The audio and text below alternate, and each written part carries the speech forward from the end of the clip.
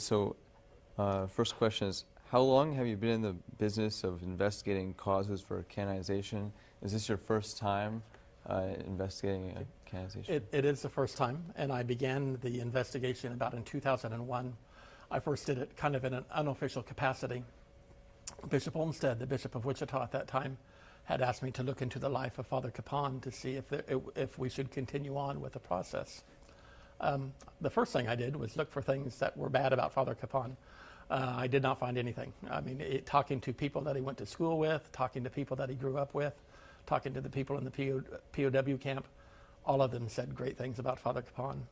So the diocese officially started to work on it in 2008. On June 29th, we had the official opening of his cause for sainthood. That lasted until 2011. When we had gathered all the documents, we had about 8,000 pages worth of documents that we sent over to the Congregation for Saints in Rome. So we're still continuing on with the work in trying to prove a couple of alleged miracles that can be attributed to Father Kapaun's intercession. And so in your opinion, what would make him a saint? Or is he a saint? I think the thing that makes him a saint, and I do believe that he's a saint after all that I found out about him, but I think what sets him apart is that he was willing to give totally of himself. When we think about Father Kapaun and we think about what he did and the times that he did them, when you look at the individual events, none of them were spectacular. I mean, they were things that each and every one of us could do. He gave food to the people that were needed to be fed. He gave clothes to those that were needed to have clothes, and he gave an ear to listen to people that were having troubles. And all of those things are things that we can do. What sets Father Kapaun apart is that he did them under extraordinary circumstances. They're in the prison camp. I mean, when I think about myself, if I were in that prison camp, and I think probably most people would be like me, I would wake up in the morning and think, well, how am I going to survive the day? How am I going to have food enough to eat or to live? How am I going to have clothes so I don't freeze to death?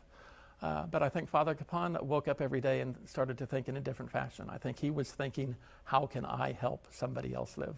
Not how can I help myself live or how can I keep myself alive, but how can I help somebody else live? So I think that's what sets him apart, and I think that's what makes him a saint, because he was truly willing to give of himself. And so a lot of people say a lot of amazing things about him, but what were some ways in which he was just another human being?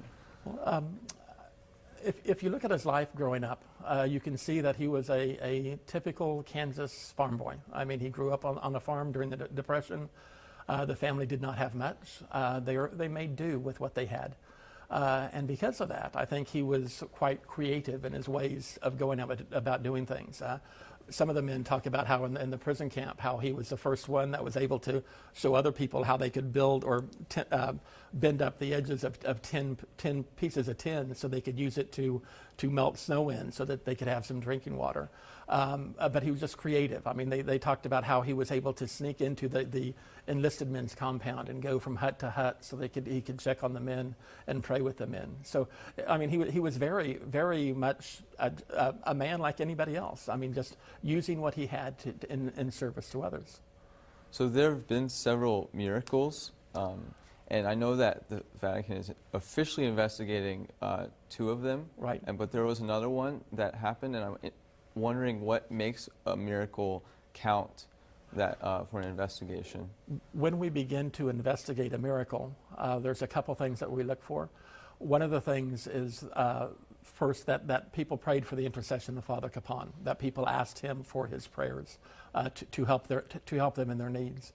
But then in terms of a miracle of healing, we try to prove, or we need to prove that there was no medical reason or no scientific reason for this healing to have taken place. So that's what we need to do, is we look at the medical records, we look at the documents, we interview the doctors, we interview the people that were involved with it. Those that received that healing or the grace of that healing have to go back for medical examinations to determine the fact that they are totally healed and that they were healed from hopefully we can prove that Father Kapaun's intercession. Yes, so some of the men said that the very fact that he didn't die while rescuing some of the men in the battle zone was a miracle in itself. Would that count as a miracle? Well, the difficulties with some of the stories we've heard from the prison camp is that we have no way to establish them or to prove them.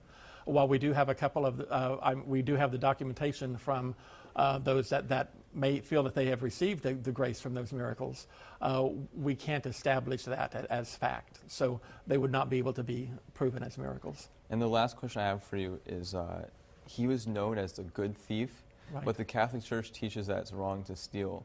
So how was it okay that he was stealing food? He is called the good thief. I mean, he would oftentimes gather the men together, and they would pray for the protection from Saint Dismas, who was the good thief. He was the man that was crucified alongside Christ that asked for forgiveness. But when he would go out to take the food, I mean, to steal his food from the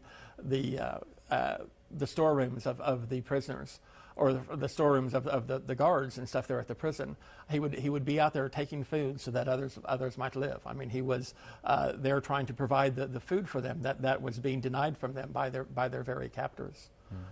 They were on a starvation diet, and they were given about 500 grams of millet a day.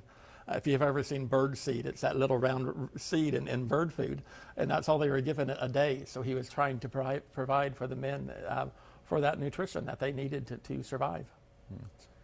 Well, thank you very much for Thank you. for time. So Thank that's you. everything.